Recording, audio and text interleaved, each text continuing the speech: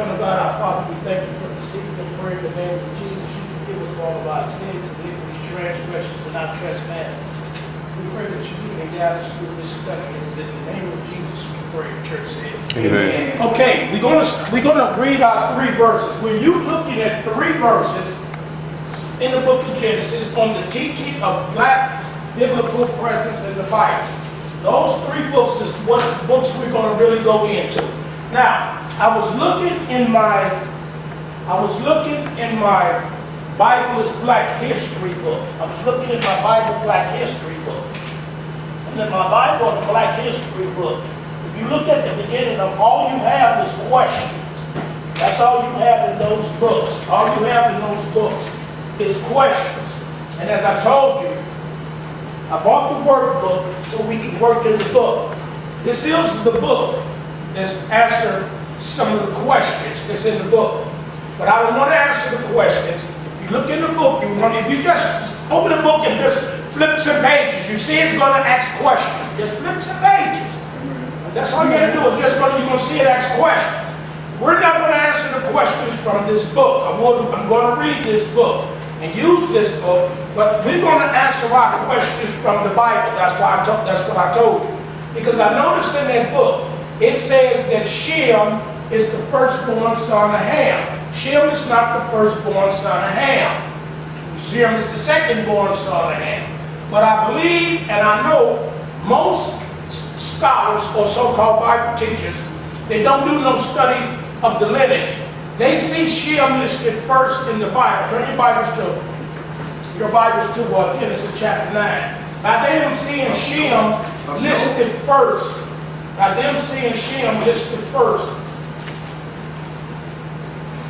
in the scripture, right? You want to keep an eye on the door in case somebody comes. Okay. You mean Noah, right? No. Turn your Bible, let me slow down. Turn your Bible to the 9th chapter of the book of Genesis. And if you notice in the lineage of Noah, let me slow down. I'm so excited. I get excited when I teach on this. Real excited. You notice in Genesis chapter 9, if you look at Genesis chapter 9, and you look at the lineage of Noah, Noah has 3 sons.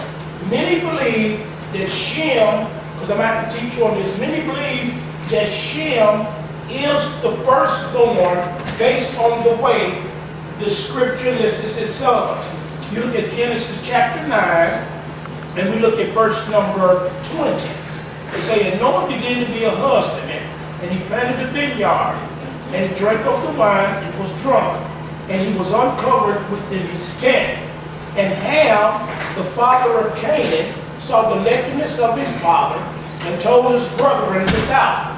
And Shem, so they will list Shem just because Shem is mentioned first in the Bible.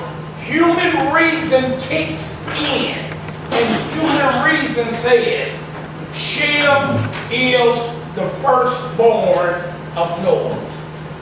Just because Shem is listed first. Now what did I just say, man? Just because Shem is listed first, they would say that Shem is the firstborn son, which is not. Right. Firstborn son of who? I know. Thank you very much. So many believe that since Shem's name is first, which they believe that if it's written in the scripture first, that is God telling us, or the Holy Spirit moving man is saying that Shem is the firstborn of Noah. Also in that biblical workbook you got, they list his Japheth as secondborn, which is not true. We're going to go on, we're going to have to do a counting of numbers and look at the lineages. Look at the lineage of Shem and look at his lifespan in order to determine and find out the truth. That help me, Holy Spirit, what I'm trying to say. That, come on man, that Shem is secondborn. Now, I downloaded something on here maybe I need to put it in my phone and see could I find it right quick. I was doing some study. I don't know if it's in the folder or not. I'm going to put it in there now. I was doing some studying on Abraham, and I ran across an article. on the internet, and let me see. And I believe maybe I put it on my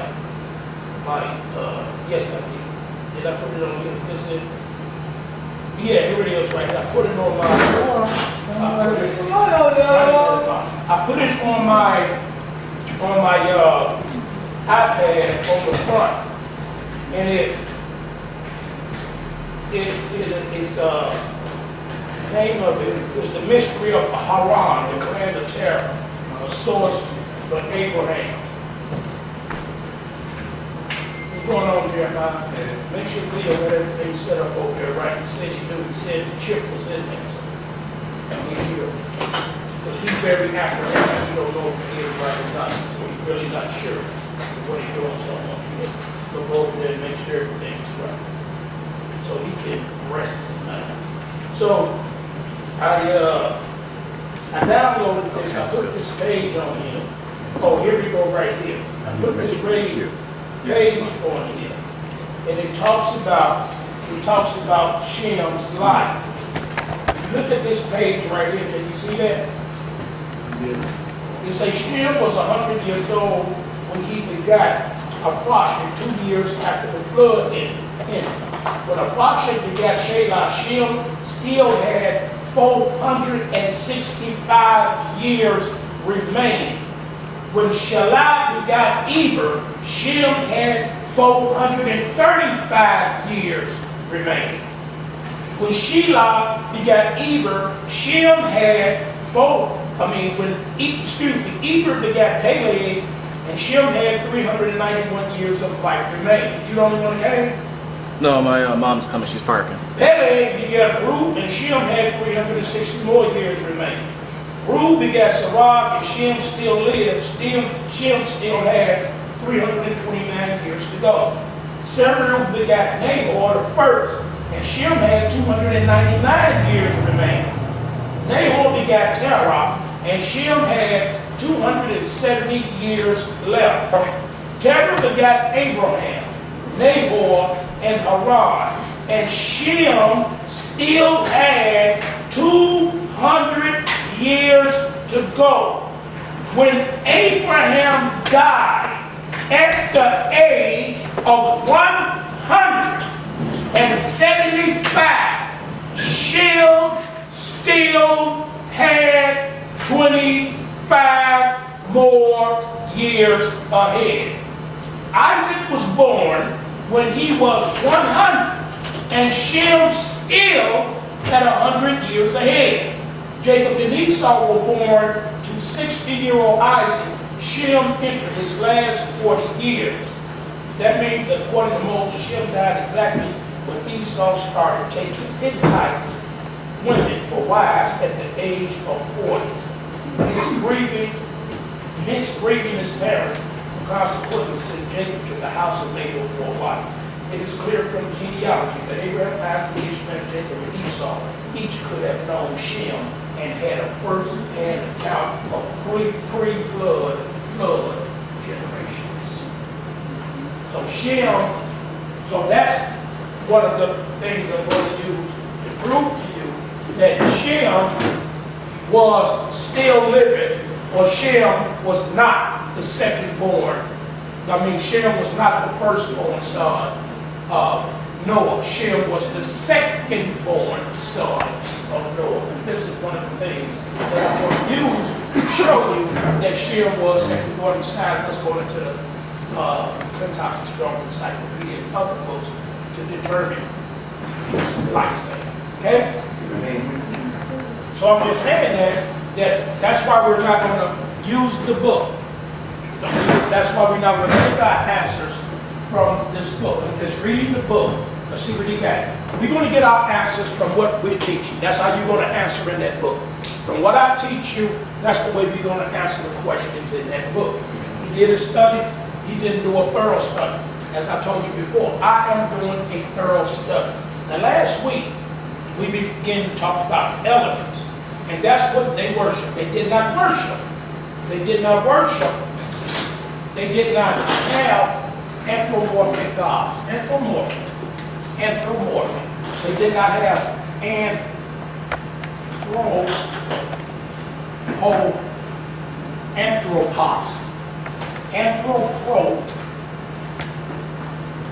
Anthropomorphic.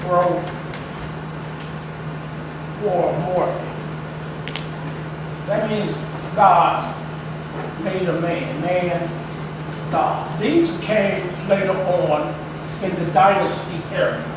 And what does dynasty mean? These came in the dynasty era. What does dynasty mean, Glenn? Glenn, what does dynasty mean? You didn't. Was he here Friday? What does dynasty mean, babe? We were on the same dynasty. What does dynasty mean, Mama? It's a family.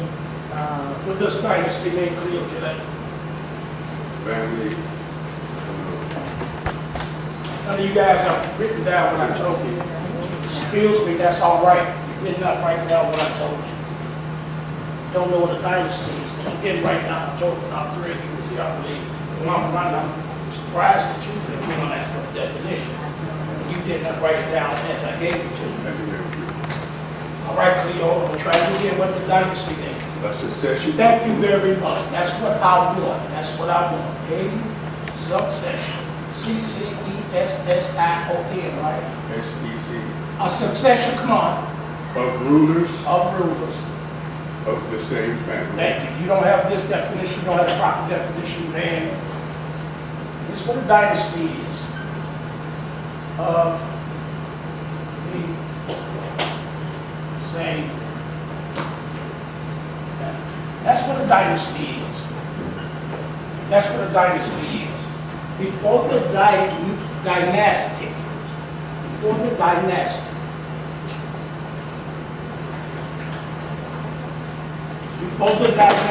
times. What is the dynastic times? Before a succession of rulers of the same family. They did not have no anthropomorphic gods. They had no gods shaped like men. They did not have that. That begins, some say it begins around some says it begins around the fourth dynasty. Some say earlier than that. Okay, some say anthropomorphization.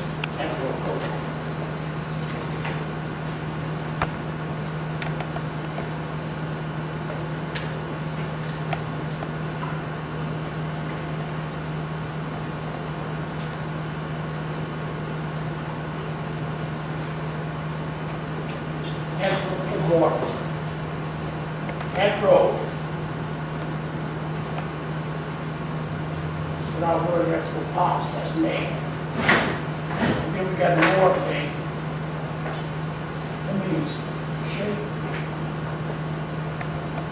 form, like, man. That's what anthropomorphic means. It means shape, form, shape. Remember I told you to put these definitions in your shape, form, like man. So this should be in your book. I didn't say you remember. Now if I put on the board, you need to write in your book. You need to write in your book. I didn't say try to remember. I didn't tell you that. All your notes, you want to put in your board. And I give you, that's how you're going to answer your questions. Until you try to be profound, try to prove to me you got a good memory. Remember it. Say write it in the book. All that's supposed to be written in your workbook. All the definitions and everything they're given is supposed to be written in your workbook. So I don't have to look up the definitions for you, okay? That's why I give you a workbook. It's called a workbook. You work in the book. That's why I gave it to you.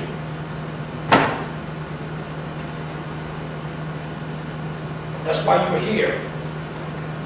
Okay, so some say before the 4th and the 5th dynasties, there were no anthropomorphic gods shaped like man. What they worshiped was the elements. And I began to give you the elements last week, but I still have not completed what I wanted to say to you as pertaining to these anthropomorphic gods. I want this in your mind that they did not have these until later on. Some say the anthropomorphic gods some say they begin in the 4th dynasty. Some say man-like gods began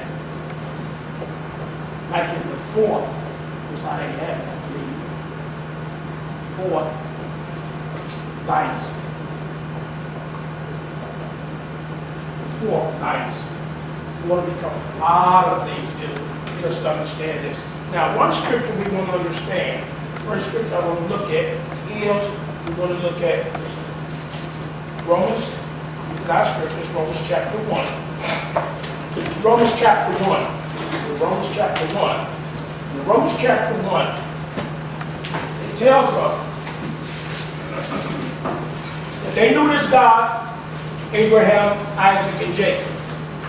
The scripture tells us they knew him. That's who tells us they know him, not man. It says, Romans chapter 1, verse 18, for the wrath of God is revealed from heaven against all ungodliness. Anything that's not like God, ungodliness, not God-like. Not God-like. Anything that's against, it's not God-like. Anything that's not is against, that's not like God. The wrath of God is revealed from heaven against anything that's not like God. That means you too. I don't think that does not mean you. That means man too. Man is not like God. And that's when they begin to make God men, or make God, make gods, or shape and form like man gods. They begin to make to the concept or the idea of God and say God was a man, man was God. They begin to give attributes of God, attributes of the gods, not the God, attributes of the gods to man. And that's why you see them shaped like they're shaped. Because I know some of you was wondering, well, you told us that the elements is what they worship, and every time we see a picture, and every time you show us a picture,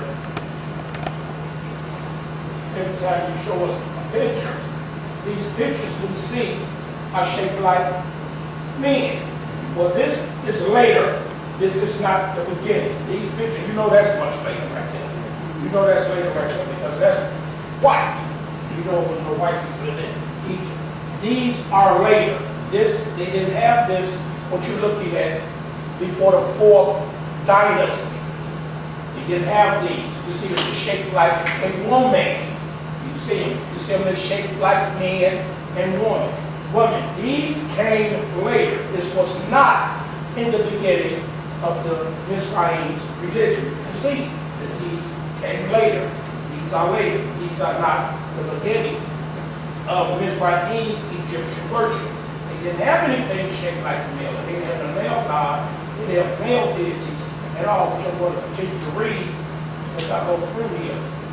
As I go through these studies.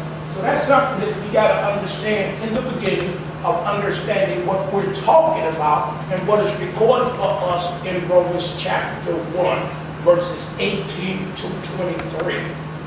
It says, for the wrath of God is revealed from heaven against all ungodliness. That means if they said the wind was a god, that's ungodliness. If they said the fire was a god, that's ungodly. If they said the earth was a god, that's ungodliness. If they worship blood, that's ungodliness. Because that is against that. Blood is not God. Water is not God. Air is not God. Darkness is not God. Light is not God. God is light, but light is not God. If God is light and light is God, and that's the way us Americans think, we think that those two are the same. Well, if God is light and light is God, that light right there can judge me right now. That light right now can bring the wrath of God up on me right now. And this is what we don't say. If God is love and love is God, love can create. Love can judge. Love is eternal. It's not. Love is an attribute of God. Just giving us an idea of us being finite beings so we can understand. God uses that which He has created to give us a quote idea of what He is like or similar to, so we can have something to relate to. Without that, we could not quote and know Him.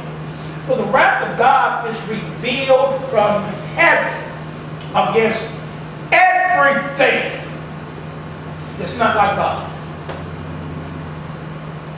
and not right like God. You got to be like God. That's why we've been conformed to the image of Christ, and He is making us into sons of God, so we can be right and be like God. He's against anything that's not like Him. He's against anything that's wrong and not right. That includes us, especially. For the wrath of God, the mind, the soul, the understanding, God is against you. God is against your ways. God is against the way you think. And His wrath will be revealed against you. For the wrath of God is revealed. For the wrath of God, I love this right here. It's revealed from heaven against all ungodliness and all unrighteousness from men. This is why I tell you to read slow, Ronnie Bowie, so you can understand. So the idea of God being blood came from me. He's against that. The idea of God being air, or the air being a God, God is against that. The idea of man being a God, God is against that. The idea of man being like God is against that. The wrath of God is revealed from heaven against all ungodliness and unrighteousness from men. Anything that comes out of man, God is against. Anything that comes out of man, God is against. So I tell you to read slow, and you have never seen this stuff before. They hit me Saturday when I teach you. You need to understand that. Anything that comes out of you, God is against. Anything, everything that comes out of you and from you, God is against. His wrath is revealed from heaven against everything that's from man. His ways, his thoughts, his will, his understanding, his emotion, his ideas, God is against. So understand that. He's not for you in no error, in no area. Remember what I said. He don't work with you. God do not work with you. For what? He's against you. He don't work with you. He works in you. Both the will and to do. You understand, right? Both to will and to do. He works in you. Both to will and to do. Because everything that you will and everything that you do, your purpose is against God. When you become born again, brother, you still don't know how to do good. You still have to be led into good. You still have to be led into righteousness. Even when you become born again, the work of God does not stop. That's just the beginning. That's just Genesis, Ronnie. You still got some Exodus, Ronnie. You got some Leviticus, Ronnie. You got some Deuteronomy. You got some Joshua, Ronnie. You got some Ruth to go through, Ronnie. Amen. You got some Book of Judges, Ronnie. Don't think that you ever think just because you believe you are truly born again that you're ready. No, sir. When you truly born again, that means, Ronnie, that's the beginning of the work. Genesis, there was true light. That wasn't the finishing of the work, Ronnie. The work had to be, that was the beginning of the work. That was the beginning of the work. Now the work had to be made, work had to be manifested, it has to be said. So don't think that within yourself. Don't think that. Because when you think that, that's against God. That's unrighteousness. And that's what our problem is. So God is against everything that man think, everything that man is. Man think he's right, God is against man thinking he's right. God is against man thinking he's good. God is against man believing and think that he can judge and make good decisions. God is against that. Read your Bible again. Take your time. Look up words. Pay attention to. every word that's in the scripture. God is against man working by the sweat of his brow. But man must work, because if he don't, man don't eat. God is not for man working. He's against man working by the sweat of his brow. But if he don't work, he don't eat. So you got to understand what he's saying here. It's very important. For the wrath of God is revealed from heaven, not in favor of, not on man's side, not with man. It's against all ungodliness and righteousness from out of men. And it's the word from out. Don't you ever forget this. And yes, I'm emphasizing it to a T. Of, and, out, or from. He's against everything. He don't need you for nothing. He don't work with man. No, he does not. He don't work with man. He is against man. For the wrath of God is revealed from heaven against all ungodliness and righteousness from and out of men, who hold the truth in their own righteousness, and that's deep, in their own mind, in their own understanding, in their own thinking, in their own believing what they believe about themselves and how he is, and what he is, and who he is, and they being like him, and being able to understand him. He's against everything, all things that pertain to mankind, period. Because, and then it tells you the reasons why. Well then, see, the Bible, Ronnie, anticipate what you are going to ask. Because God knows the mind of me. So he anticipates. Why? Because that which may be known of God is manifest in them. They never say it. It's manifest in them, for God has showed it unto them. For the invisible things of God from the creation of the world are clearly seen. These things that are seen being understood through the things that are made. And what are the things that are understood? The invisible. The invisible. The invisible are clearly seen, being understood by the visible.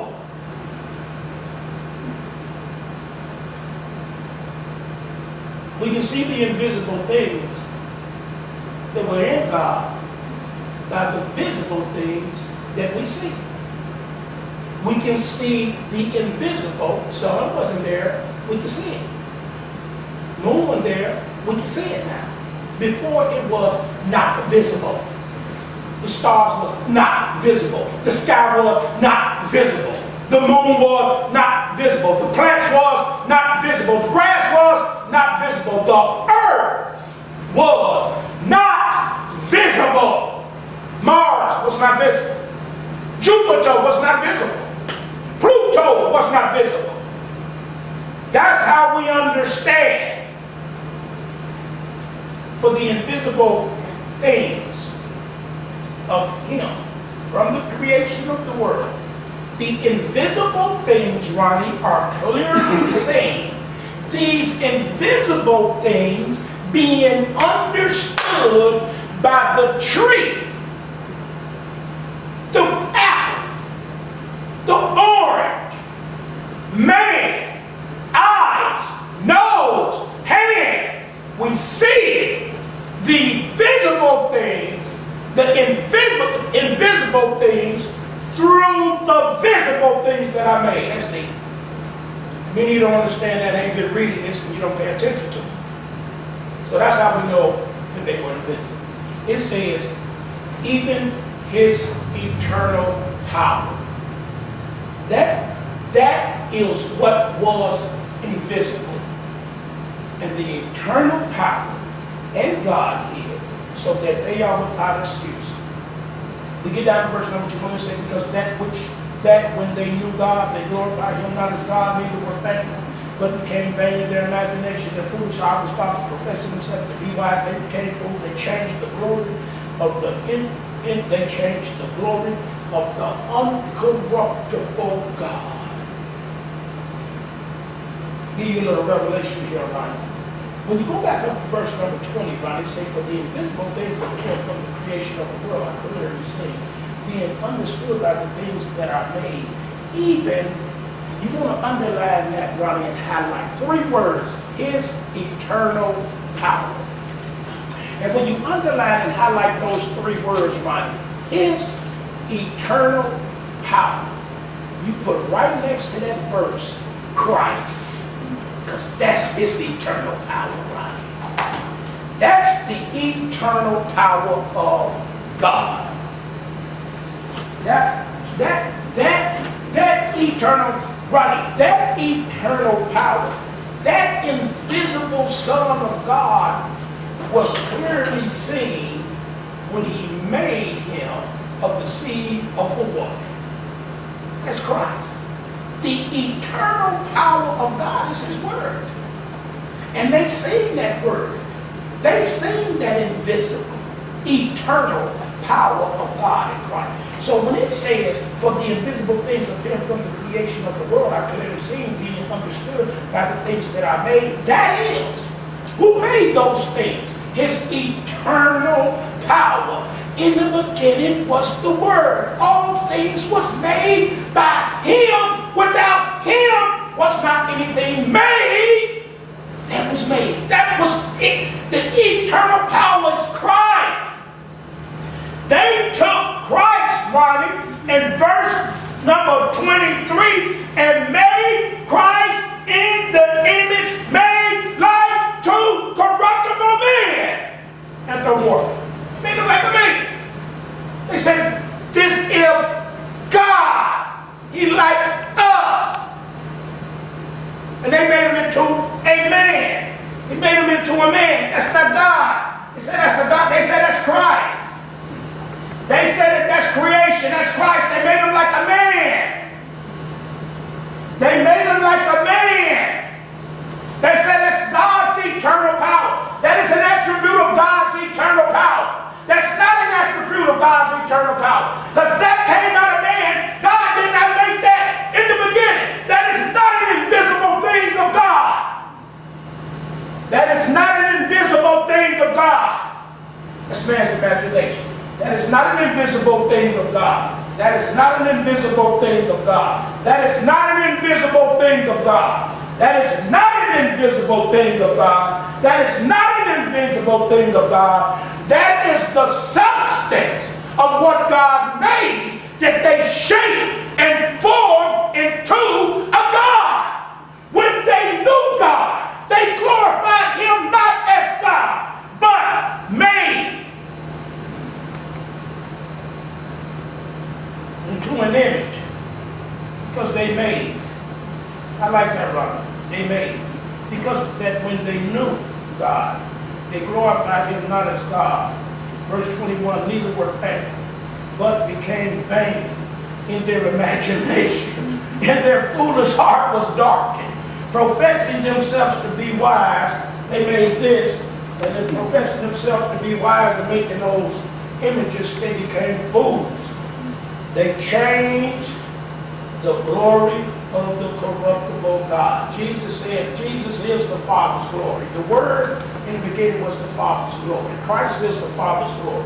His glory is right there in verse number 20, his eternal power. They changed the glory of the uncorruptible God, which is his eternal power, into, look what it says, into an image made like the corruptible man. That's when they start doing that round the books say, millions of scholars say, some may say earlier or later, around the 4th dynasty, that's when they start to do this. But before they was worshiping the elements, which was just as bad.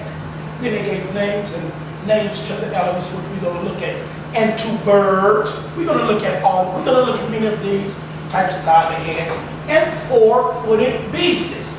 And I got a book here. Ronnie, you got your book, Ronnie. You can really read and look at your book. Because you bought the Egyptian book. I read out of this. You need to read the introduction to this. It's very good. And it will tell you when you're that the Greeks and Romans been reading. And I read out of this Saturday. But this right here is the complete gods and goddess of Egypt. And in here, there we go. They go a good picture right there. And they got a lot of picture in here.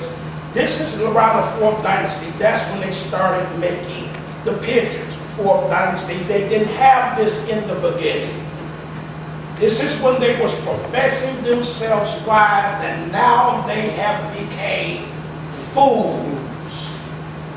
Professing themselves wise, they became fools. And what did they do?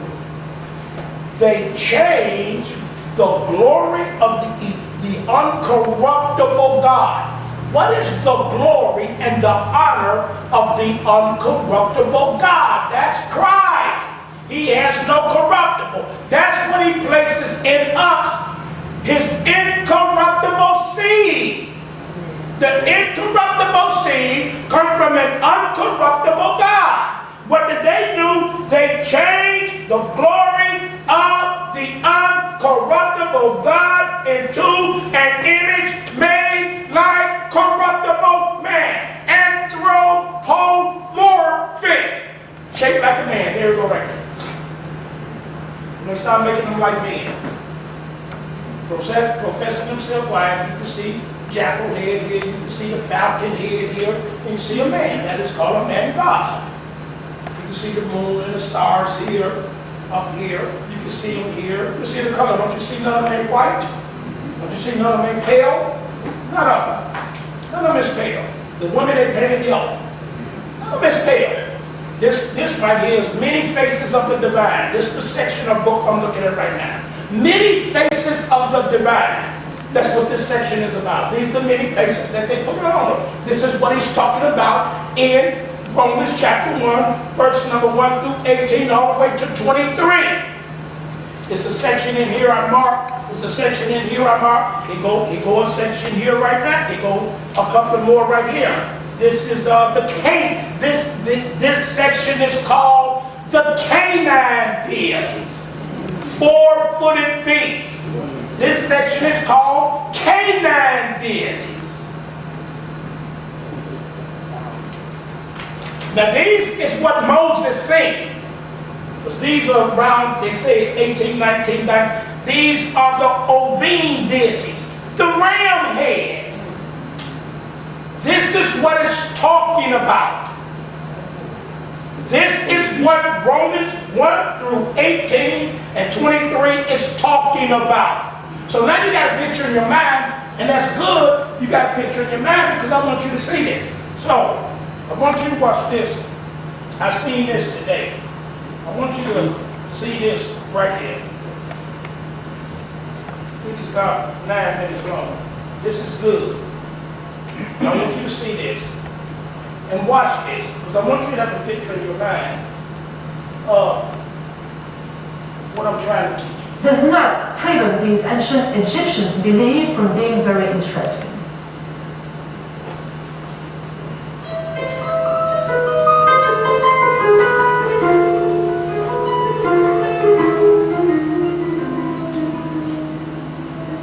Welcome back.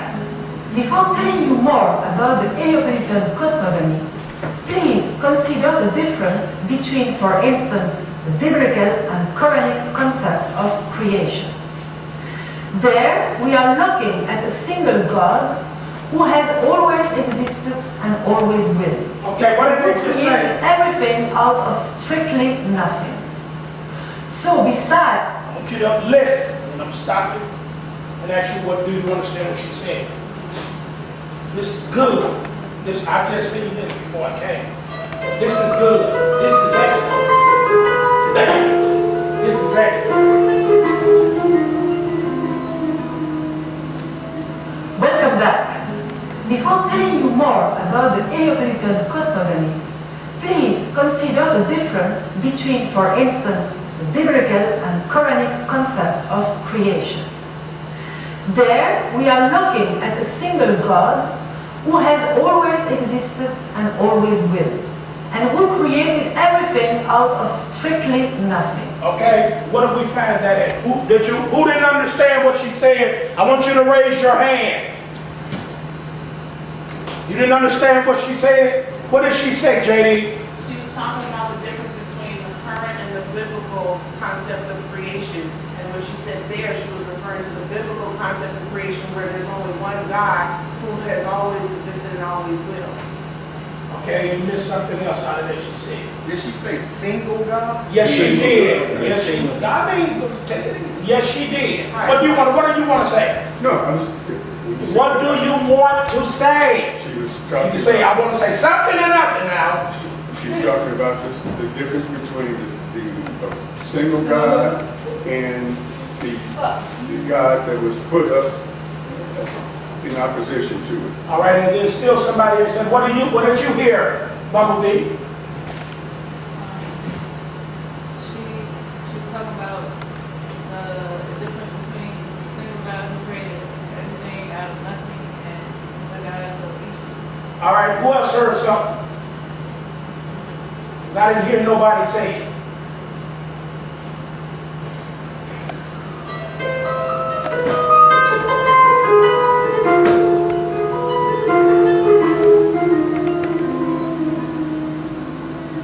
Welcome back. Before telling you more about the Neapolitan cosmogony, please consider the difference between, for instance, the biblical and Quranic concept That's of what I didn't hear y'all say. We're doing the current. I didn't hear y'all say nothing about the Bible. I didn't. I said I didn't hear it. I did not hear it. Did not hear you say nothing about a biblical God. Did not hear you say biblical. I heard you give an explanation, but the word biblical, I did not hear you say it. I didn't hear it. I didn't hear it. Go back to this with I'm not going to go back and forth. She's giving the difference from the Bible God, two different creations. She's going to tell you the difference from the creation of Mizraim and the Egyptians and Heliopolis, because in different areas in Egypt, they all worship, they say this one God, but they call them different names in different parts of Egypt. They were just like denominations. I want you to have the idea in your mind that there's nothing new under the sun. In different parts of Egypt, in Memphis, they probably call them, I'm not going to go through the book down here later. Some parts they call them Ptah, P-T-A-H. Some parts they call them Ra or Re. And in some parts they call them Atum or Atum. And depending on where you lived at in Egypt, that's the description you gave of the God based in the area you lived in. It was all in Egypt. But they could have been Pentecostal, they could have been Baptist, they could have been Jehovah's Witness. Now you understand. It depends on how you was raised in that part of your culture, what you call your God. Okay? But they say it was the same God, but it was a different name. Just like here. Jehovah's Witnesses say they serve the same God we do. No, they don't. Baptists don't serve the God I serve. Jehovah's Witnesses, Pentecostals don't serve the God I serve. Church of God in Christ don't serve the same God I serve. No possible way. Do you understand? Right. Roman Catholics don't serve the same God I serve. They say they do, but they don't. This is the same way they're doing here, okay? Amen.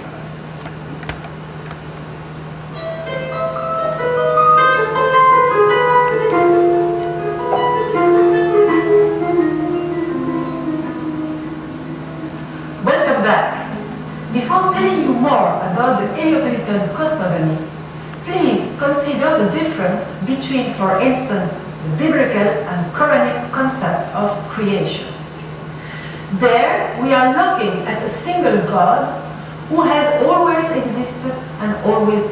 She's talking about the Bible now. In the biblical concept of creation, we're looking at the single God. Single.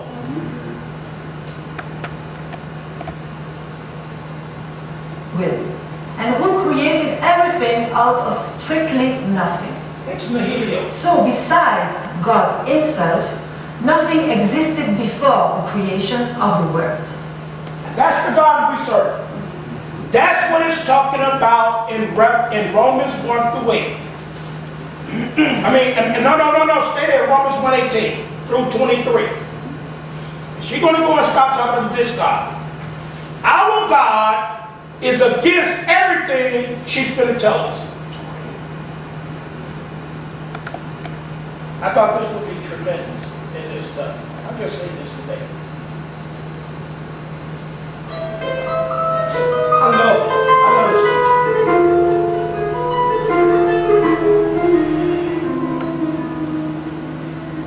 Welcome back. Before telling you more about the Heliopolitan cosmogony, please consider the difference between, for instance, the biblical and Quranic concept of creation. There, we are looking at a single God who has always existed and always will, and who created everything out of strictly nothing. So besides God himself, nothing existed before the creation of the world. By contrast, in ancient Egypt, in the Heliopolitan view, in opposite to that, by contrast, in opposite to the biblical creation, we've seen that there is something else that already existed before nothing existed before the creation of the world. By contrast, in ancient Egypt, in the Heliopolitan view, we have seen that there is something else that already existed before the primeval God Atum. Now, we will examine the next stages of this creation process. In the first stage of the creation process, Atum created the first gods, Shu and Tefnut, exclusively through his own semen, or according to another story, through his saliva. So there is no... So how many stories? Say they got too many stories. They don't know which one. That's why she said according to another story. It all depends on where you was, what culture, what part of Egypt was. If you was in Upper Egypt, Lower Egypt, if you was in Memphis, if you was Heliopolis, if you was in Heliopolis. It all depends on where you was. Ptah was called a craftsman god, but they still say he was Re or Ra, which is the sun god. Then they also call him Amen Ra. They say Amen Ra, he created everything. Amen Ra sounds just like Christ. Amen Ra. This is an excellent excellent teaching. I like this. Amen Ra. She also called him Adam. Atum or Atum. She don't call him not Adam. She's not saying Adam. She's going to show you, but it's A-T-U-M. Yes. Atum. She's Egyptian, so you're going to have to bear with her. She is a white Egyptian, so you're going to have to bear with her dialect. Yes. But I had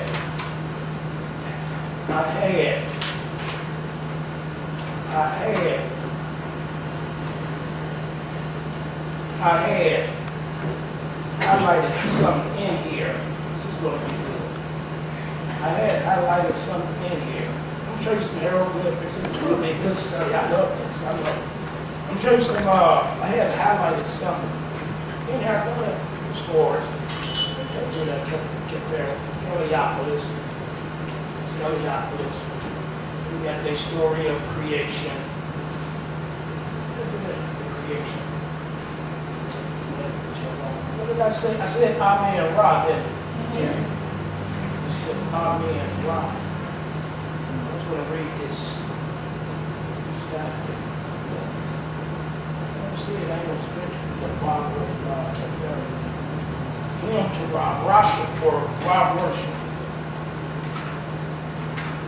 Ra and a pet. Ra and a pet. There's Ra. Amen Ra. Compare. I don't see it. I'm not going to keep looking for it. I want you to see this. I'm not going to look for it. Can't do that for one more time. I'll find it. I'll have it next time. other import here at all. I don't like this kind of stuff.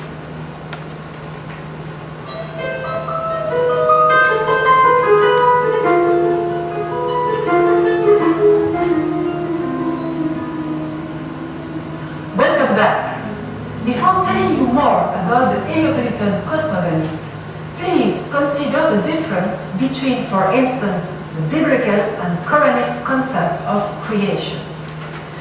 There, we are looking at a single God who has always existed and always will, and who created everything out of strictly nothing. So besides God himself, nothing existed before the creation of the world. By contrast, in ancient Egypt, in the Neopolitan view, we have seen that there is something else that already existed before the primeval God Atum. Now, we will examine the next stages of this creation process. In the first stage of the creation process, Atum created the first gods, Shu and Tefnut, exclusively through his own semen, or according to another story, through his saliva. So there is no mother involved here at all. The son of Atum, Shu, is the god of the air. His name means emptiness. He personifies the space that separates the earth from the sky. Okay, so he's the God of what? No, he's not. He's God of atmosphere. He say he separates. It's not an air between. So what is the Daughter is Tefnut. In the first stage of the creation process, Atum created the first gods, Shu and Tefnut, exclusively through his own semen, or according to another story, through his saliva. So there is no mother involved here at all. No mother involved. The son of Atum, Shu, is the god of the air. His name means emptiness. He personifies That's the firmament, that's the expanse. From the sky. In the book of Genesis. Atum's daughter is Tefnut, the goddess of moisture. And since she is the daughter of Atum, it follows that she is Shu's sister. But she was also married to Shu, so that we can describe. Now you get what you want. No, go ahead. That's where you get all your when you get all your Roman Catholicism coming out, your androgynous coming out, everything coming out. This is when you get your incest going to be practiced at. Because not only is that her brother, that's her love. Right. So that's like Nimrod, right? Yeah, that's you get it. They don't got no mama. He made himself. He just created himself. He just come out of nothing. No sex was involved, and he just appeared.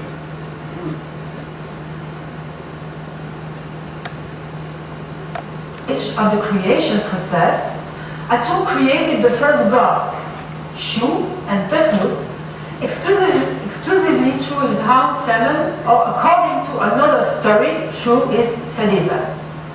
So there is no mother involved here at all. The son of Atum, Shu, is the god of the air. His name means emptiness.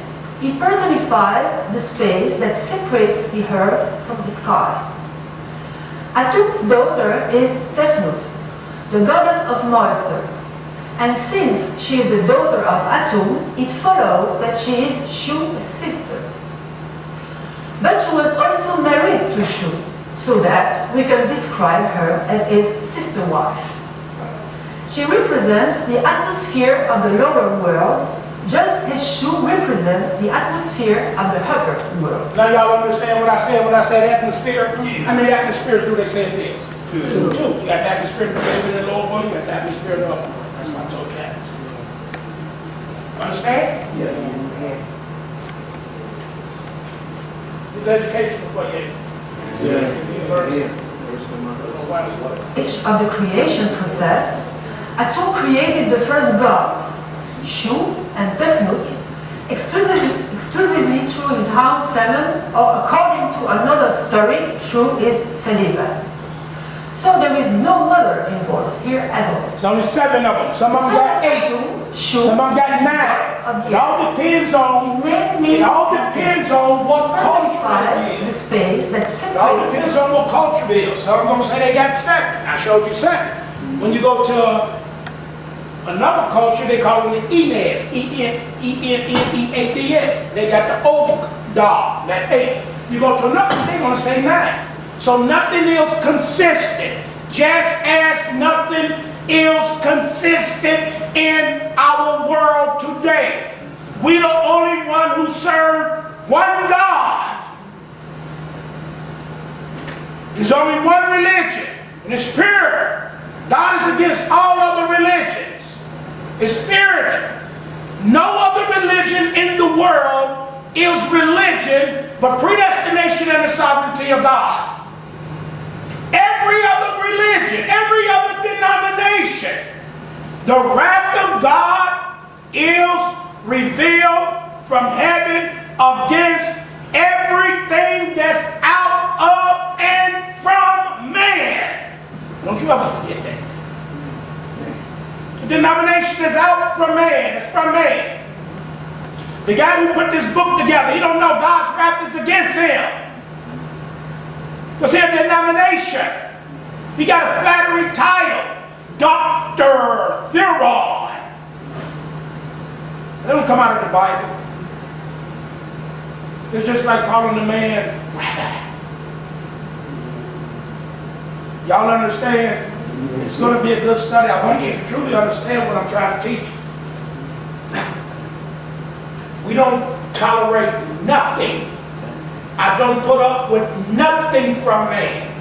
You got to learn that about my religion.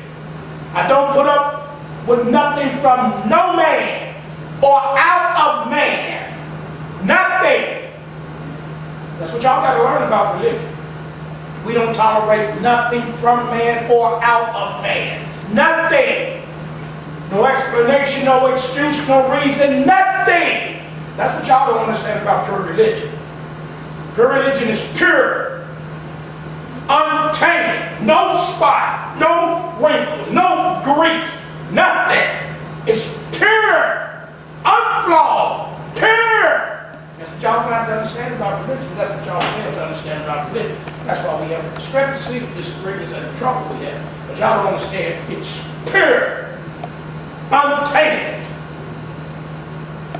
It's tainted. Well, she describing it as tainted. With what? Man! That's why I gave you the slip yesterday. Then some of you had pure on it, some of you had impure on it, some of you didn't have anything on it. The ones that had the blank paper with nothing on it, that's us. Genuine. Not tainted with me, not tainted with you, not tainted with your thoughts, not tainted with my thoughts, not tainted with your reason, my reason, your excuse, my excuse. No, not going back and forth. No, that's when it becomes tainted. You trying to prove you, and I'm trying to prove you wrong. Now we in trouble because it's tainted now. And that's what y'all don't be understanding. You understand what I just said? Because you think you're right, and I think I'm right, and we think I'm right, we just leave it alone. God is right, and that's it. We do some investigation, we do investigation, we find out who's right about the person repent. That's it. Going back and forth, no way. No. You trying to prove self. Right. Hello? Self is evil. Don't care if the answer is right, it still come out of what? Evil. Man is evil, Cleo. That's the whole point. Well, that's not good. That's not good at all. In the Neoplaton view, we have seen that there is something else that already existed before the primeval God, Atum. Now, we will examine the next stages of this creation process. In the first stage of the creation process, Atum created the first gods, Shu and Tefnut, exclusively through his own semen, or according to another story, through his saliva. So there is no mother involved here at all. The son of Atum, Shu, is the god of the air. His name means emptiness. He personifies the space that separates the earth from the sky. Atum's daughter is Tefnut, the goddess of moisture. And since she is the daughter of Atum, it follows that she is Shu's sister.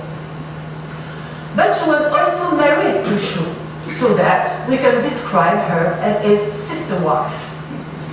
She represents the atmosphere of the lower world, just as Shu represents the atmosphere of the upper world. In the second stage of the creation process, Shu and Tefnut were also blessed with a son and a daughter. The son, Geb, is the god that personifies the earth.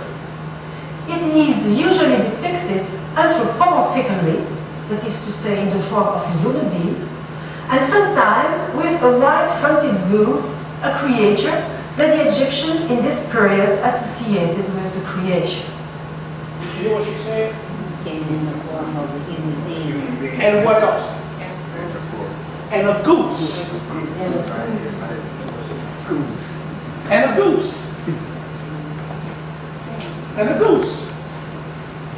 I love this. This is letting you know what I'm teaching you in Romans chapter. Is the creation process.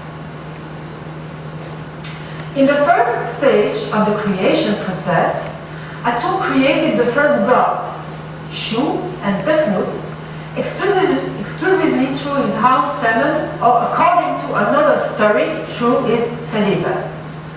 So there is no mother involved here at all.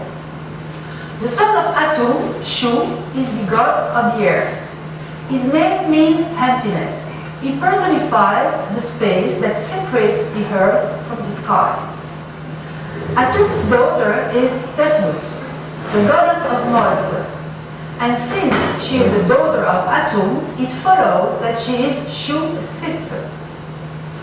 But she was also married to Shu, so that we can describe her as his sister wife. She represents the atmosphere of the lower world, just as Shu represents the atmosphere of the upper world.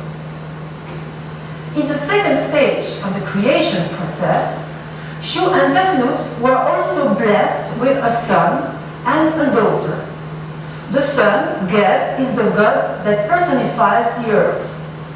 It is usually depicted anthropomorphically, that is to say in the form of a human being, and sometimes with a white-fronted goose, a creature that the Egyptians in this period associated with the creation. Okay, you see what did they do with the goose? Sister, called Nut, What did they do was with the the goose? goddess that What did they personified. do with the goose? What did they do with the goose? I'm not sure to read no scripture, son. You're supposed to be watching that and paying attention. Anybody know what she said about the goose? I bet you had one of the doggone goofy movies on you like to watch. You'd understood that. What did she say about the goose? Nobody hear what she said about the goose? Associated with creation. Thank you. She associated with creation. Thank you, Cleo. Y'all can't hear that back there? Y'all not listening. Thank you, Cleo. That's why I put it in so you can listen. That's why I'm stopping. You see, if that was a goofy movie with some gangsters, some sex, some guns, oh, you will come back and quote every one of them lines to me. Married to Shu, so that Every one of them lines, them stupid lines that they say in the movies, you can remember that.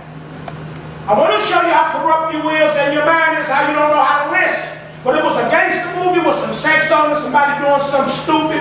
You can remember those lines just like that. You can remember them and come back and quote them to me the next day when you watch the movie. But when you've been educated, now just let me know your mind is not engaged in what you're watching. You can't hear none and repeat it. Cleo was paying attention. He said they associated the goose with creation. They associated the goose with the creation God. That's exactly what it's telling you in Romans chapter 1, 18 through 23.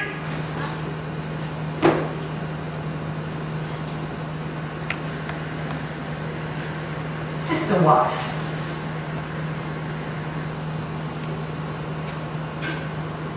Exclusive.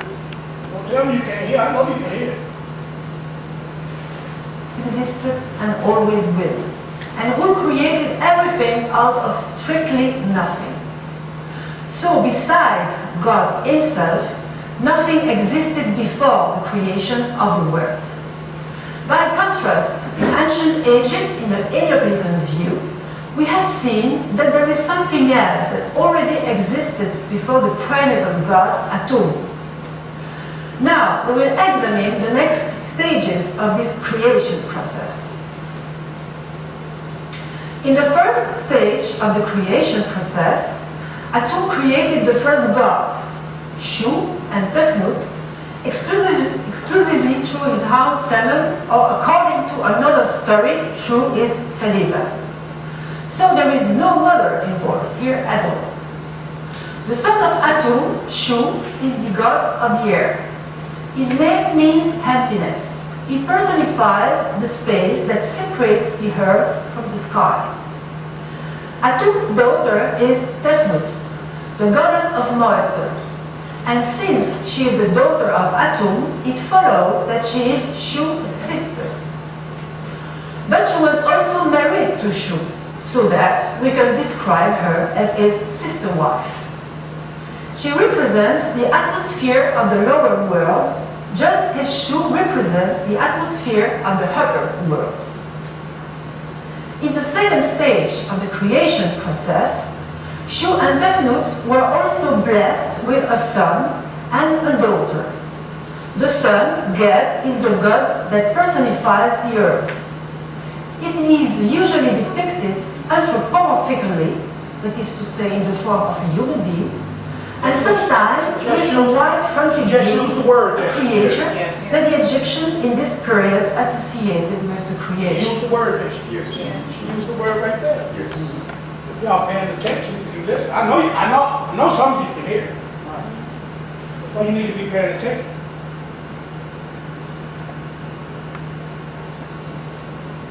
His sister, called Nut, was the goddess that personified the vault of the heavens. And once again, she was married to her half brother, Geb.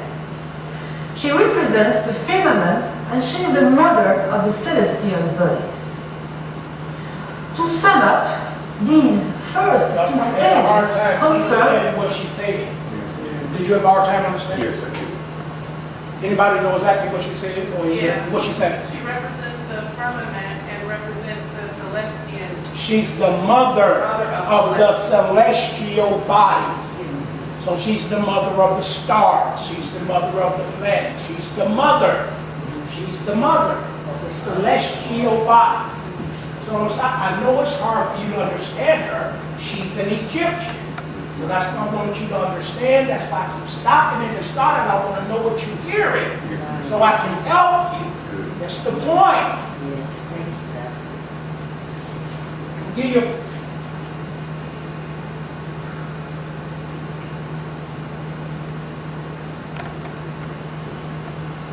Show you what she's saying. Look.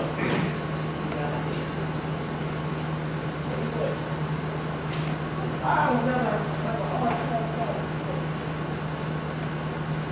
I have a hard time finding this picture. Okay. There she go right there. That's what she's talking about right there. The one overstretched the earth. Thank you, baby. Those supposed to be her children. There she go right there.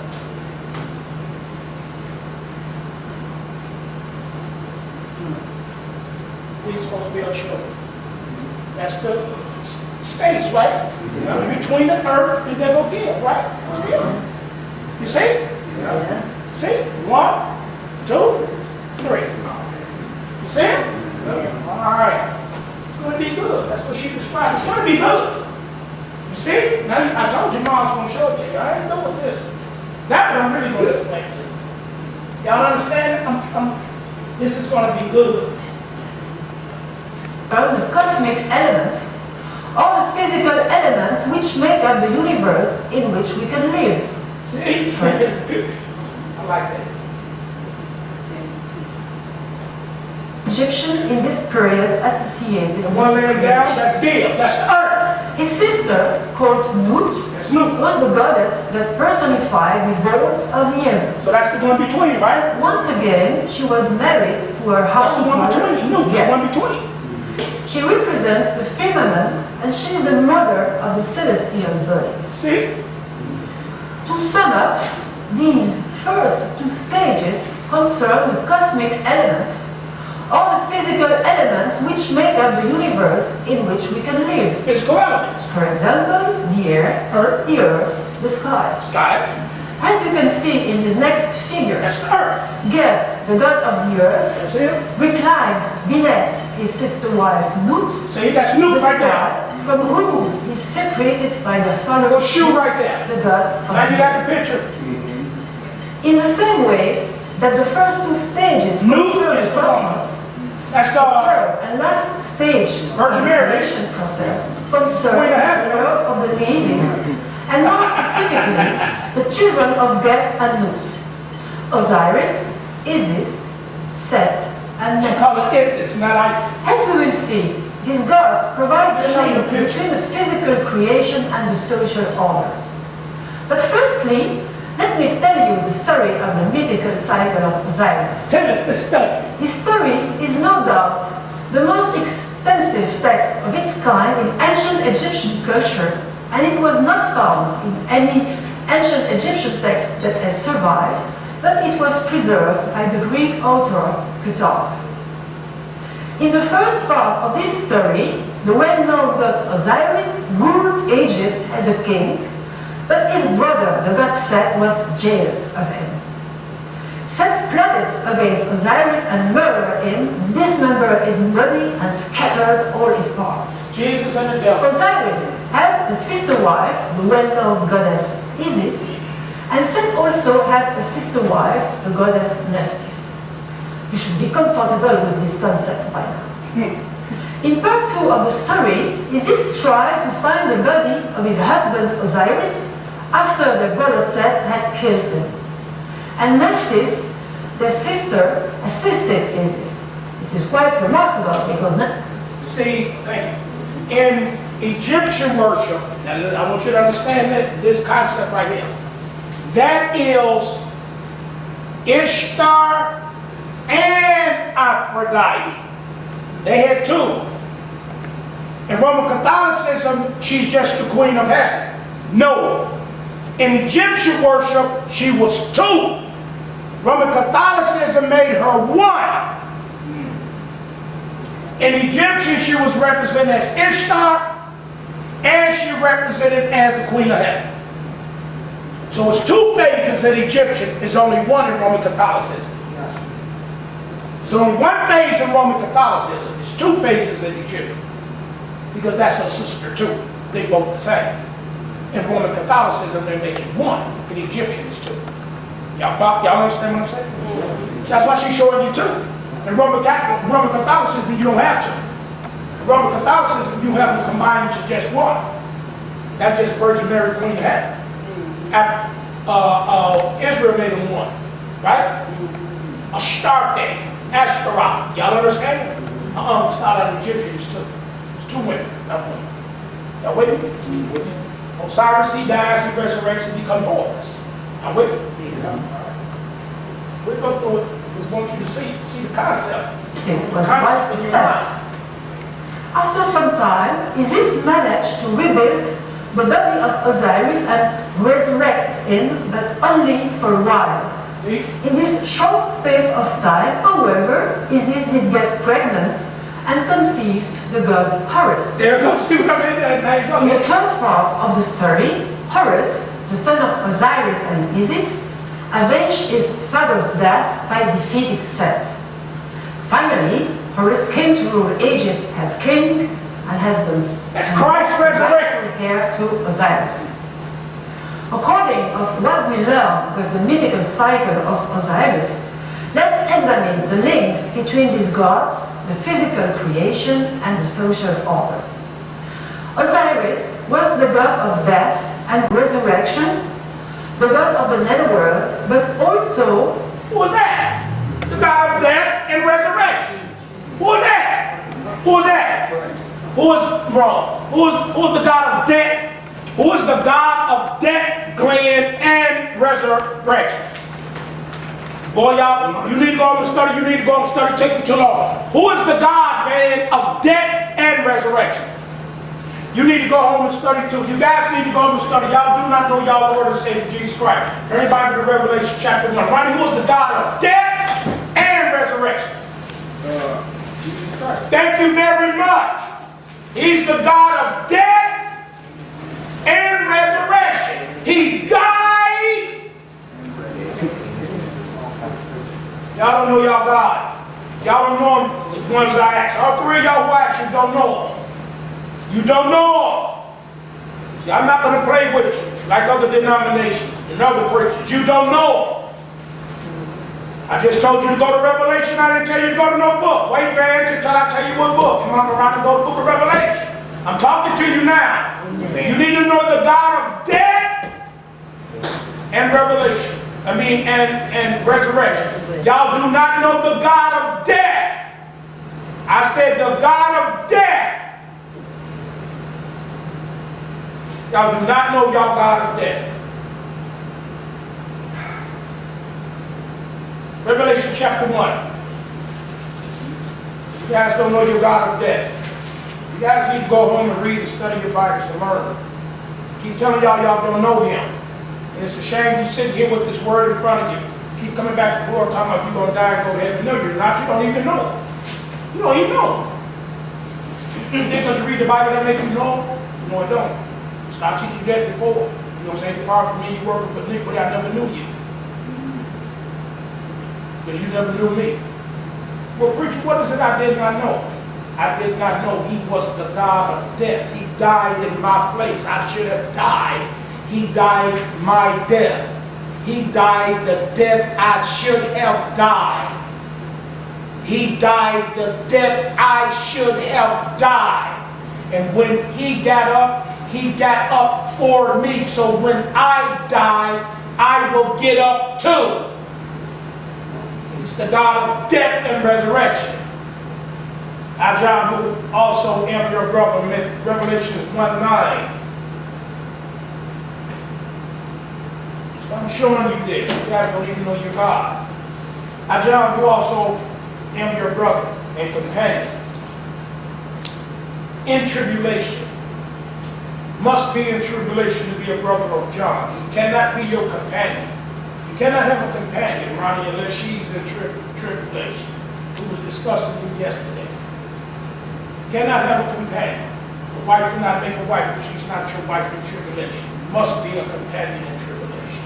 Must be. You gotta have a companion in tribulation. Man and woman together, they ain't got no same God, no relationship if they're not a companion in tribulation. That's what makes a wife a companion in tribulation. Is Christ our companion in tribulation? Yes. Are we his companion in tribulation? Because we must do what? Walk the aisle. We must through much tribulation walk the aisle, Ronnie, and get married. You only can marry, Ronnie, in tribulation, son. Do you understand what I'm saying? I might include that in my vows. Amen.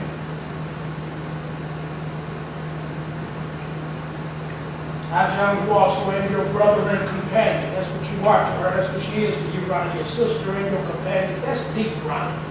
Sister and companion in tribulation in the kingdom. Look at that, son. That's the best marriage you can have right there.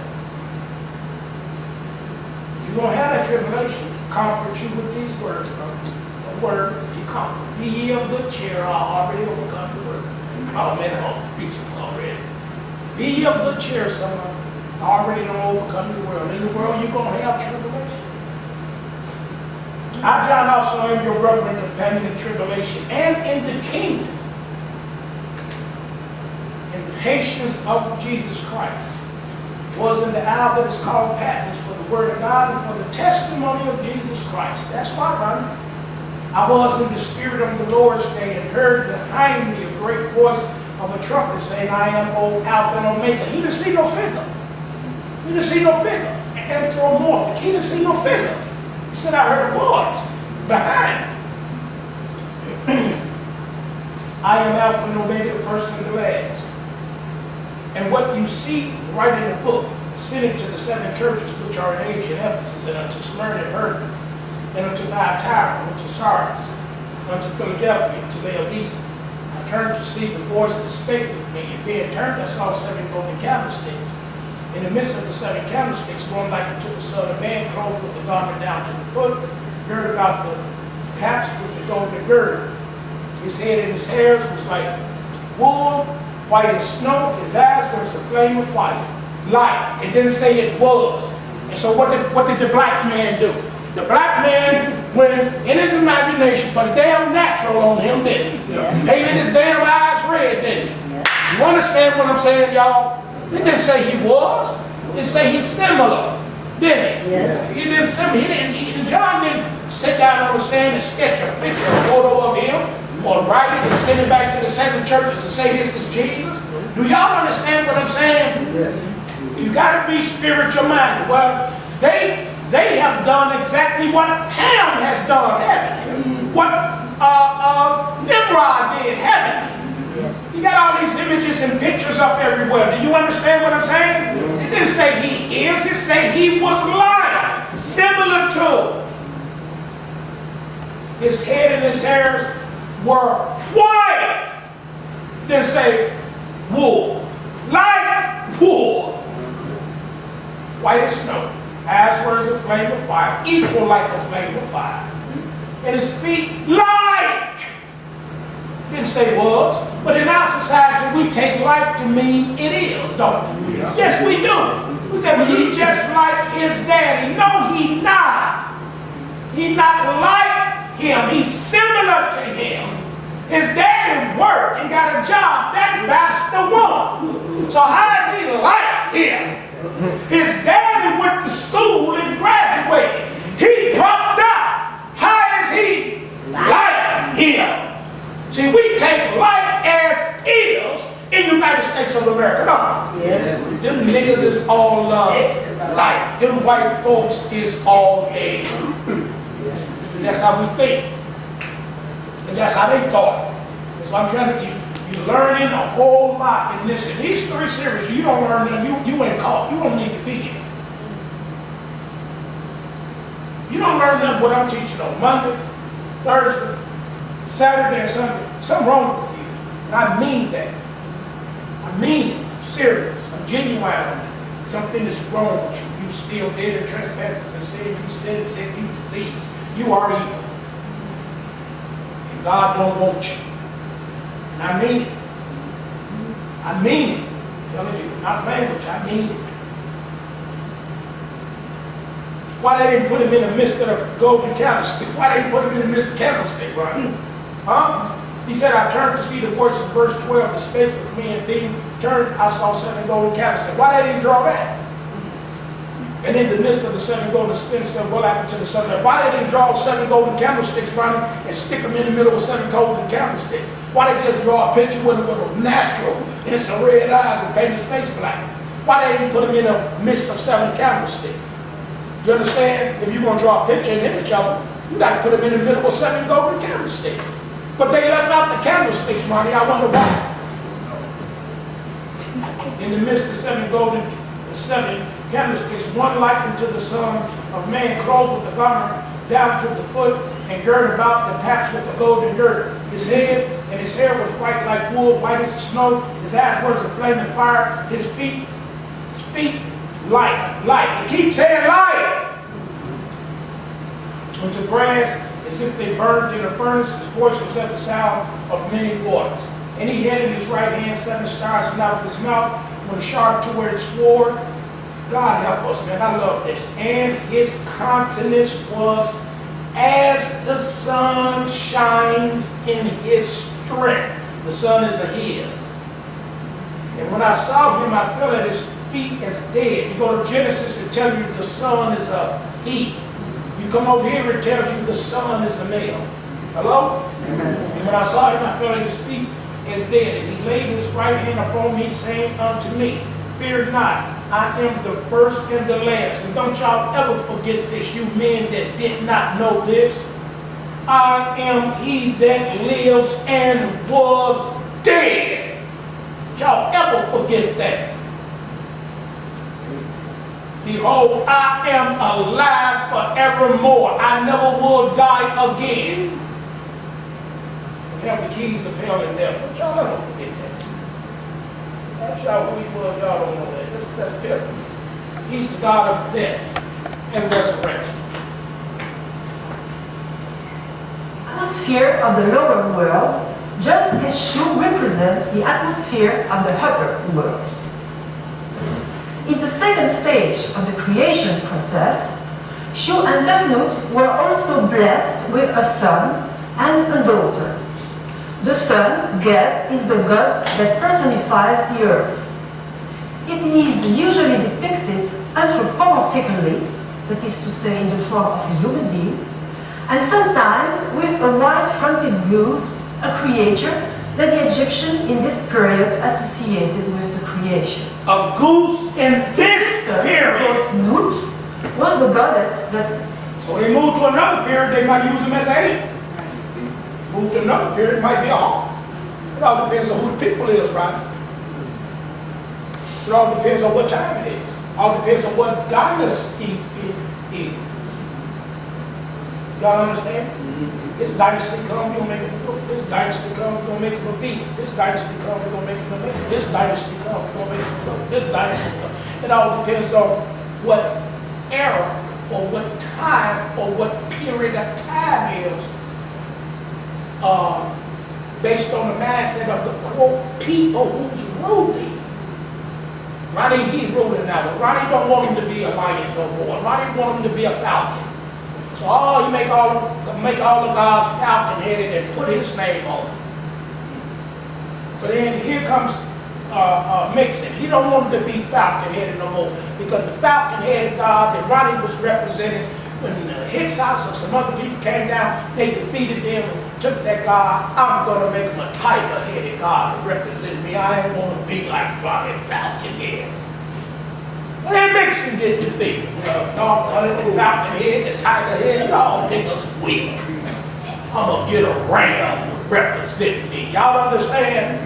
So now I'm going to call myself Jehovah's Witness. I'm going to call myself, now you understand what I'm saying? It's the same. You got to remember, Ecclesiastes chapter 1 verse 9. Let's go to Ecclesiastes chapter 1 verse 9. I want y'all to remember this stuff. It's just a different mind. You go to Ecclesiastes chapter 1 verse number 9. What do it say in Ecclesiastes chapter 1 verse number 9? Amen. Read. The thing that hath been, it is that which shall be. All right, what is the thing that have been? The mindset. The way the mind is in man, it already has been. It's just a different time. Mind don't change, money, imagination don't change. Yeah. Read. And that which is done is that which shall be done. That's right. The way he thinking, that which is done, or the way he thinking, that's what's going to be done. They're going to be thinking like that all the time. That's what it is, man. It's the mind.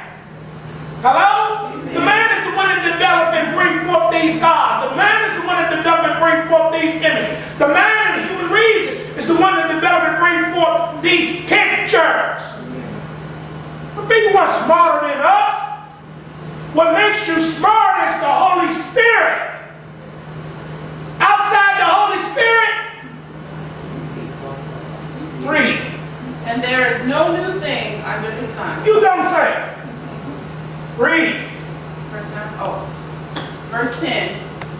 Is there anything whereof it may be said, see, this is new? It hath been already of old time, which was before us. There is no remembrance of former things, neither shall there be any remembrance of things that are to come with those that shall come after. I am moved them from Egyptian God, took the face off and made it black and made it white to Roman gods.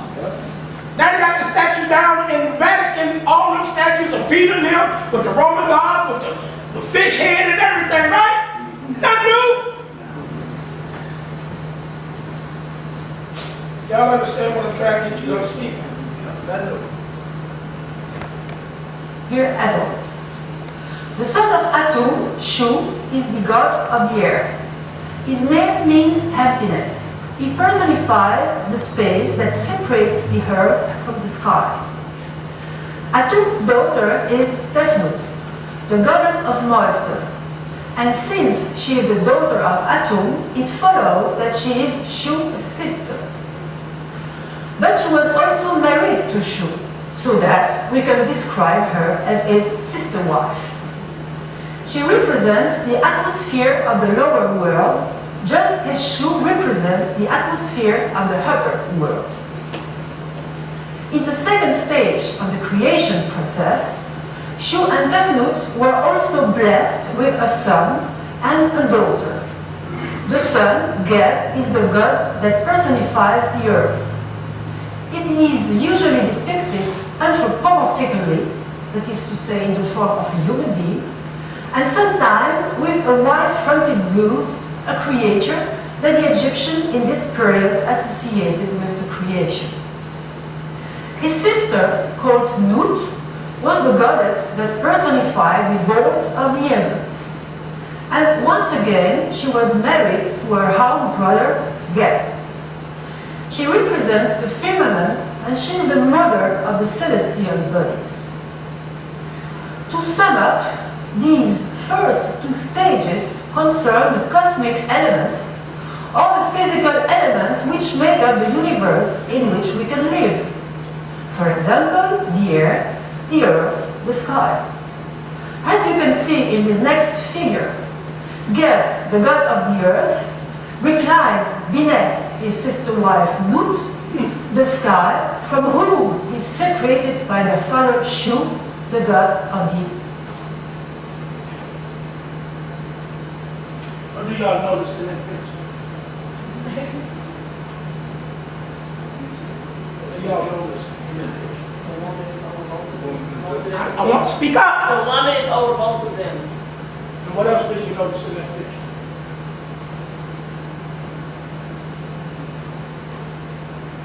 Is that a man on the ground? Who's that on the ground? He's the one personified. Who's that? What? What's his name? You can't tell me. Yes. Who is that? That's Who is Geb? that's Satan. No, it's not. I don't know what you're saying. That when you've been watching that, they didn't tell you that was Satan, didn't they? Who did she tell you that was, Cleo? Who did she say he was? What is his name? Yeah. Who is Geb? Personification of the earth. Thank you. That's all I asked you, isn't it? Yeah. What else do y'all notice about that? They're worshiping the breast and the vagina and the penis. Thank you very much. What you say? They're worshiping the breast, the vagina, and the Thank you very penis. much. You got our hands by the breast, another hand by the doggone vagina. They got it painted in black so you can see it. The hand is right there by the breast. Amen. That's what I want you to know.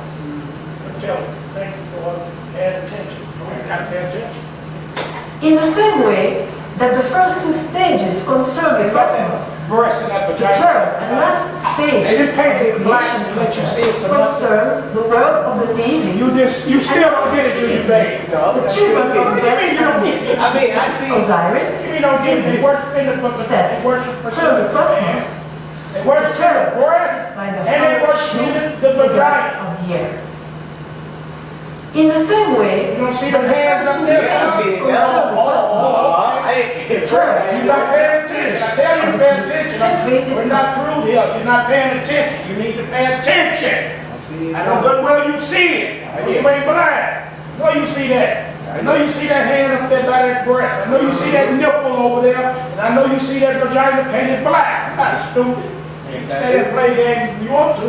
I'm not going to play games with you. I'm trying to be so quote holy. I don't know what you're trying to be. in the same way that the first two Well, like that when you was stages committing concern fornication wasn't around. the third You and wasn't last so trying to be stage doggone holy this. And nasty go around concerns the saying. world of the living, and more specifically, the children of Geb and Nut, Osiris, Isis, Set, and Nephthys. As we will see, these gods provide a link between the physical creation and the social order. Here we go. But firstly, let me tell you the story of the mythical cycle of Osiris. This story is no doubt the most extensive text of its kind in ancient Egyptian culture, and it was not found in any ancient Egyptian text that has survived, but it was preserved by the Greek author Plutarch.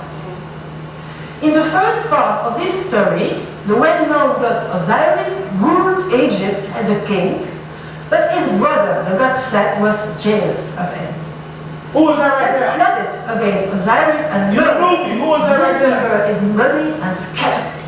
They did a movie. Who was that right there? They did a movie. His brother ruled the earth and his other brother was jealous. What movie was that? Thor, What movie was that? That was Thor. Thor, No. What movie was that? He said his brother was the king and his other brother was jealous. What was that? Just not all of them, right? 10 Commandments. Oh, man. 10 Commandments.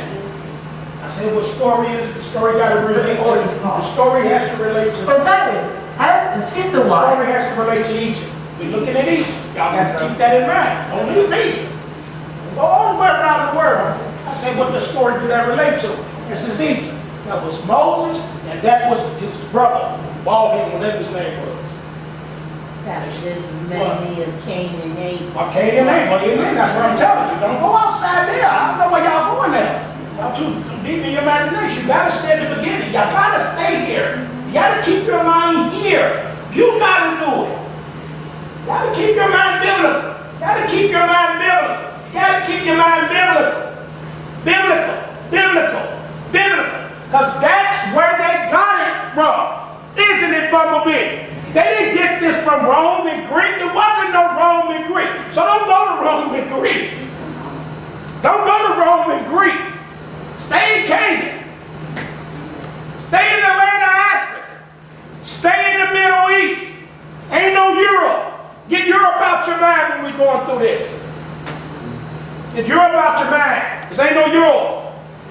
So if you're in Europe, you're not grasping. I told you that at the beginning. You gotta stay here. You gotta keep your mind here. This is the beginning. They had 400 years in Egypt. They had 400 years in Egypt. You got two silent periods in the Bible. You got the 400 years in Egypt where we get nothing about. And you got the 400 years between the testaments. So if we're going to understand the 400 years in Egypt, we got to go do this, don't we, man? Yes, we do got to go back here. We're going to understand the 400 years thing. Man, do you know how long them Hebrews was in Egypt? They went down there with 70. They spent 400 years there. You know how many generations died, man? Y'all do y'all think about this stuff when I'm trying to teach you? When I'm teaching you, they had 400 years down there, man. That's more years than the black man had. That's more years than America been in existence. Yeah. That's more years than America been in existence. That's more years than America been in existence.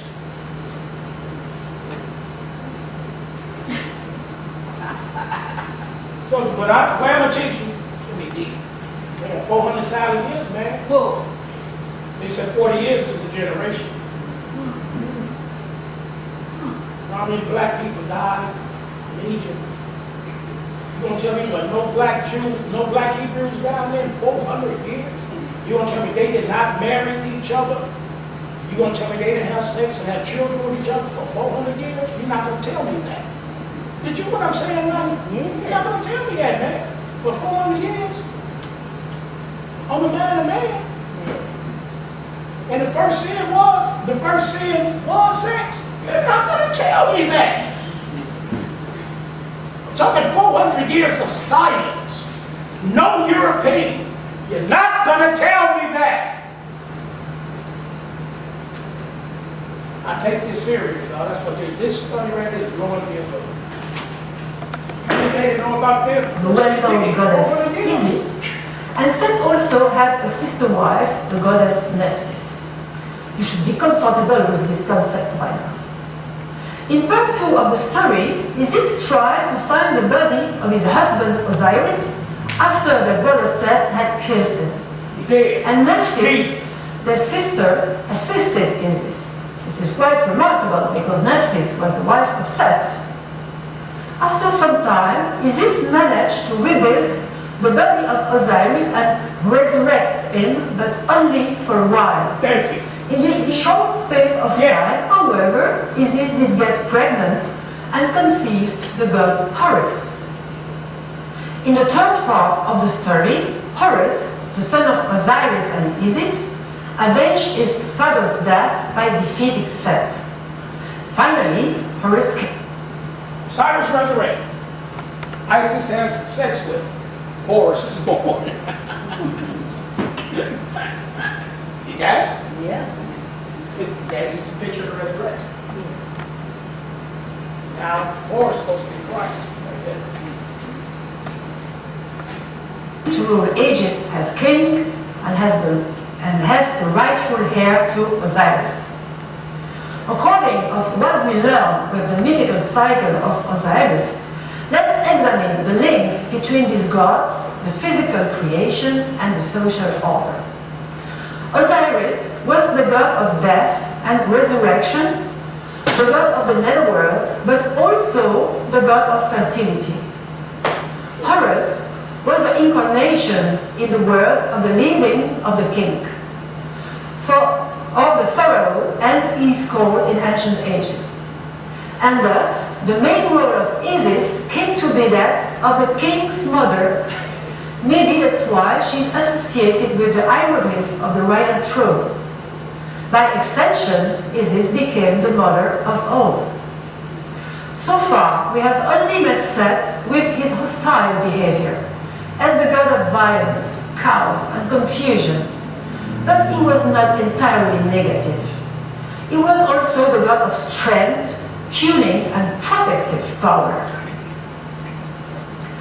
As we have seen in the mythical cycle of Osiris, Nephthys helped her sister Isis against her own brother and husband Set by rebuilding Osiris's body. Thus, it makes perfect sense that the ancient Egyptians believed that these two sister goddesses grant protection to the deceased. Now, it's time to sum up the Heliopolitan cosmogony and theophany. In the beginning, there was Nun, the primeval water. Stimulated by the energy of Nun, Atum became aware of his own existence and became the creator god, the creator of the world, or to use a technical term, the demiurge. Out of his own substance, using both his masculine and feminine functionalities, Atum produced the first couple of deities, Shu, the god of the earth, and Tefnut, the goddess of moisture. With the children of Shu and Tefnut, Geb the earth and Nut the sky, all the cosmic elements were now in place. The last generation, the children of Geb and Nut, who are Osiris, Isis, Set, and Nephthys, symbolized the living world and its social order. And finally, at this Heliopolitan Iliad, we can have Horus, the son of Osiris and Isis, and Anubis, the son of Osiris and Nephthys. I hope you are convinced by now that the complexity of all these gods and myths does not prevent these ancient Egyptians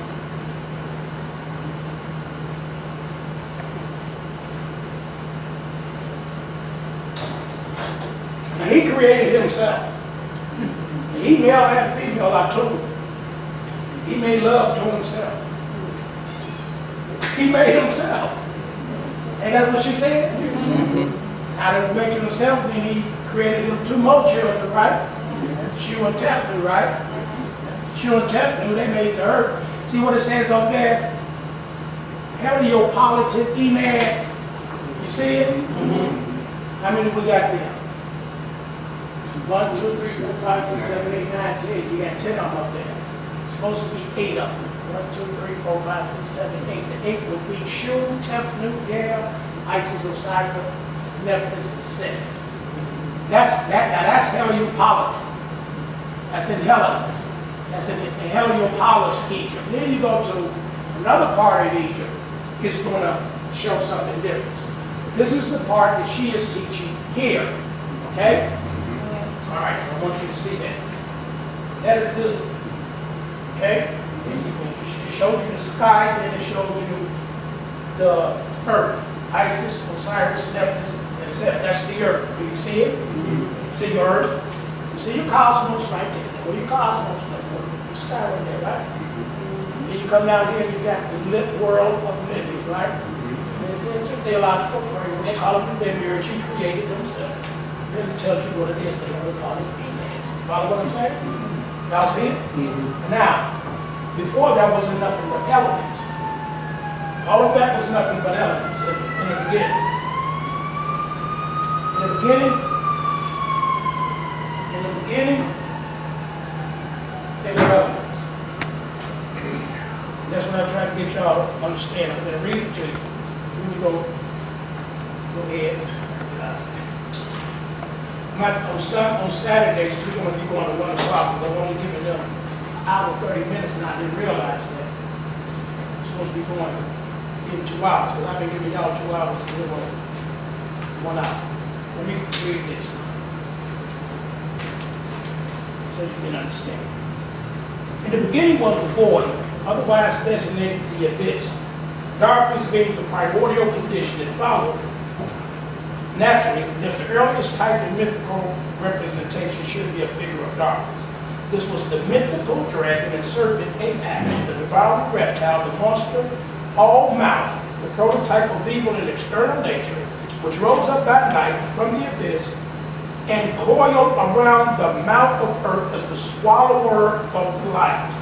And in another phase, drank up all the water as the fiery dragon of drought. The voice of this huge appalling monster was the thunder. There is no forms at this time. Matter of fact, let me just take this down. There is no forms at this time. All of these are only concepts. No forms. They have no figures at this time. But thunder that shook the firmament.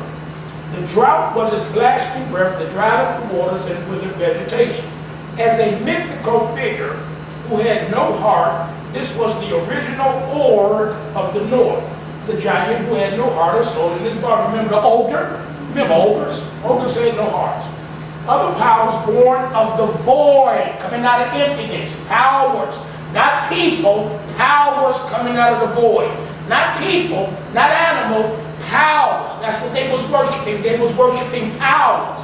In the form of the thunder, the rain, the water, the sky, and animals. They weren't worshiping the rain, they weren't worshiping the earth, they was worshiping the powers that was in it. Powers born of the void are likewise elemental, with an aspect inimical to man. These were the spawn of darkness, drought, and disease.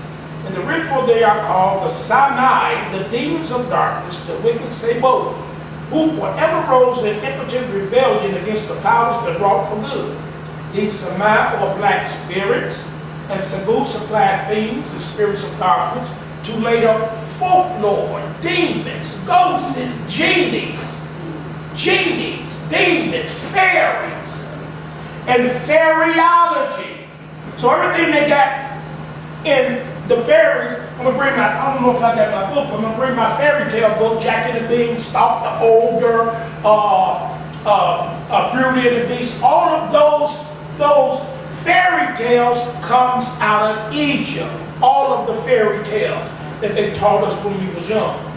And like the evil Apap, the offspring also are of neither sex. Sex was introduced with the great mother in the hugest, most ancient form of the water cow. Why? Because the cow gave off milk, and the mother gave milk from her breast. So they used the cow as a picture of the mother of the earth that brings forth and gives nourishment to the earth. As representative of Mother Earth, Mother Nature. Bring forth of life in the middle of the waters of surrounding space. So children were the elemental powers or forces such as wind, water, earth, fire. But these are not to be confused with the evil progeny of Apap. Did she say sometimes they were positive? Yes, she's did. Both are elemental in their origin, but the first were baneful, whereas the latter are beneficial. That's what she's saying. They were not always negative. That's exactly what she just said. When the terrors of the elements had somewhat spent their force or their power, they were found to be non-sentient and unintelligent. The chief objects of regard and propitiation were recognized in the bringers of food and drink, the breath of air as the elements of life. Those were the beneficent powers of air. beneficent powers of water, born of the old mother as elemental forces that preceded or came before the existence of the gods or powers made or divinized what we just seen. The transformation, we just seen it. Now they have been transformed into, this is the transformation. This is the transformation. That's the transformation. The transformation of an elemental power into a God, they just been transformed. They say the cosmos, they just been transformed into a God, can be traced, for example, in the deity Shu. Shu not a deity. No! Shu is as an elemental force, was representative of wind, air, or breath, or more especially the breeze of Adam and Eve, which was the very breath of life of Adam. Darkness was uplifted or blown away by who? Who blown away darkness? Who blown away darkness? I'm not, what? You're not paying attention. Y'all not listening. Let me try it again. Y'all need to listen. Y'all not listening. It's not in your book, Michael. You need to listen. You need to listen. The transformation of an elemental power into a God can be traced, for example, in the deity Shu. Look at the screen. Do you see Shu? Yes. Where's Shu at? There goes Shu over there. You guys not paying attention. Before it was transformed and looked like this, you couldn't see it at all. You cannot see wind. You cannot see, blow on your hand. Did you see it? Thank you.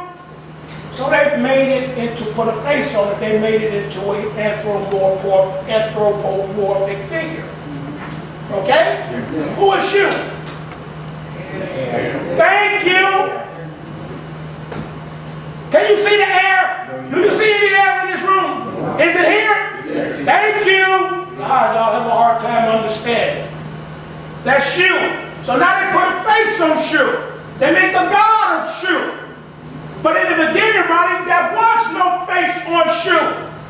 So they said, well, we got to put something to make it to a man. We're going to use the powers of God that he made. We're going to make him a God so we can bow down and worship Shu. We need something physical we can see. All of them is right there, and I'm reading. Y'all not understanding. I said the transformation of an elemental power. What is an element power? Wind, breath, air, breeze. Okay? Yeah. All right.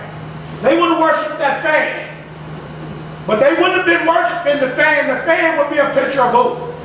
That fan back there would be, that fan right there is a picture of who? Sure. Thank you. Because what comes from it? Air. Thank you. They not worshiping the fan. They worshiping the power from the fan. So they said, we're going to put a face on it. We're going to make it look like fan. And we're going to call the air fan. Now y'all understand? I'm slow, man. Y'all understand what I'm saying? So, something small, right? Something small, and I'm going to stop right here. Something small, right? Here's something they got about this high, and it's small, right? It's short, right? They said, well, we want to represent that power that's in there. Right? Yeah. Come here, Bumblebee. Come here, Bumblebee. Come here, Mama Robin. Come here, Bumblebee. Come here, Mama Robin. Come here, Red. Red? Ryan? Yeah, come here. Come here, Bumblebee. Come here. Stand around. Come on. Excuse me. Wait a minute. You're going by your mind, by your eye. You're not going to use your mind because you're not waiting on it. We're going to represent short. And we want to have a God. We need to see somebody that we can represent to signify short to us. Who will we choose, Van?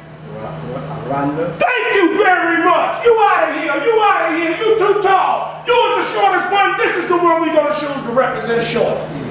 So I tell you, take your pick until you say all three of them. No, she's not. We can't use Ronda. He's too tall. Yes, he is. You can't use Mama B. She's too tall. We got to use Mama Ronda because she's the Shortest. Thank you very much, eternal God, our Father. Thank you for this word.